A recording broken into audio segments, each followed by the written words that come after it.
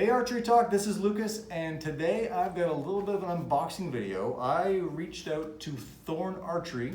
They had some very interesting looking broadheads that I wanted to test out, and they were kind enough to send over a couple of packs. So I figured it's time for us to do an unboxing video. All right, let's open up the envelope from Thorn, if we can. Might not need the knife.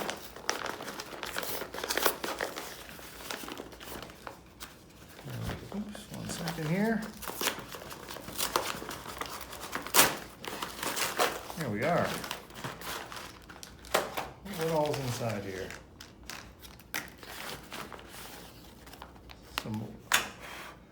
Get that plastic out of the way. Here's what we've got. So, these are the Thorn Broadheads. We have got one of these is here's the crossbow broadhead, the purple one. So I'll use that. I've got a couple of crossbows in for testing this year, so we'll play around with those. And here's the one for regular compound bows, or any archery bow, really. I'm gonna open this up. The cool thing about the Thorn Broadheads to me, and these were kind of made I think their first appearance at the ATA show. I actually didn't see them there. I kind of did the ATA show by myself with a camera guy or two, and I just don't get a chance to get to every booth. But after I got back, some people suggested I might want to check it out. And so I reached out to them, and I saw what they did, and they were kind enough to send these over.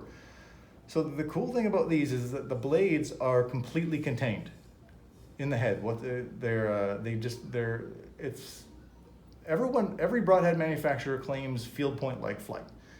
And most of that is kind of nonsense for really. If you have a perfectly tuned bow, then you're probably going to be good to go. But I would think this is going to be as close as you're going to be able to get to a field point, because it looks largely like a field point. And they are fully contained until you hit the deer, in which case I believe you use these little guys here. These shear pins, I guess they're calling them. And so I think you slide a piece into here, cut off the excess, and now you've got this thing. You just got this will be clean on either side of that. Here, I'll show you what it'll look like in a second here. Just gonna pull that through, trim it off on that way, and then trim it off here. And that's it. So it's really very little sticking out of the actual broadhead itself. And then I guess the idea is when this point compresses, it will shear off that pin, and then the blades will deploy. I don't know if I can do it by hand or not by pushing. No, I don't. I'm not that strong, but I think that's the idea how that works. It's pretty cool. So I'm just super curious to see how they're going to fly. I'm going to shoot these out of a bow that's not tuned for broadheads yet, and just to see how it compares. Again, maybe I'll show how an untuned bow will shoot my broadheads and how a tuned bow does compared to how a tuned bow is, and I want to see how these compare to a regular broadhead and see if they fly better, even out of a bow that maybe not be perfectly tuned for broadhead flight.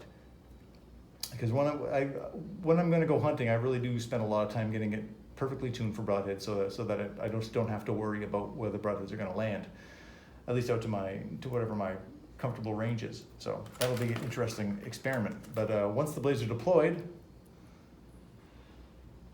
there you go. I think these are a 1 3/4 inch cut.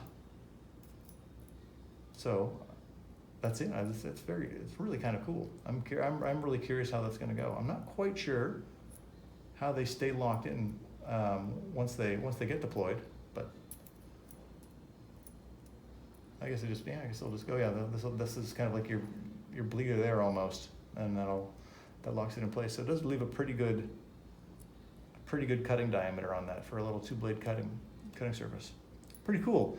I'm really excited to try these things out. So I will, in the near future, hopefully, after we get some more of our bow review videos out of the way, we'll start testing these out, and I'll show you what they're looking like in some videos. So stay tuned to Archery Talk for that in the coming weeks. And we'll probably on Crossbow Nation do the same thing with the crossbow version of these heads. I believe these ones are coming in at 100 grains right now, and the crossbow versions are 125 grains. So I think the main difference is this little, no, it's not 25 grains, but regardless, they're a little bit heavier. And so we'll see how they fly.